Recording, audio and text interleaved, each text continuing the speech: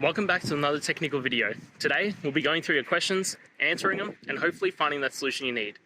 Guys, remember to stay just a little bit crazy just like me, and hopefully you'll find that solution you're looking for.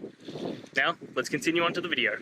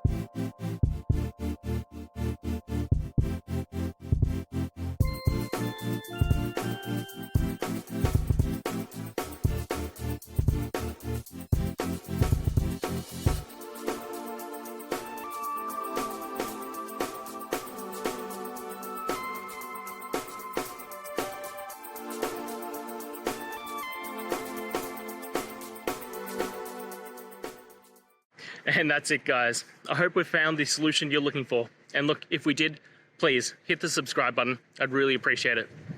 And until the next time you need technical help, I hope you have a good one.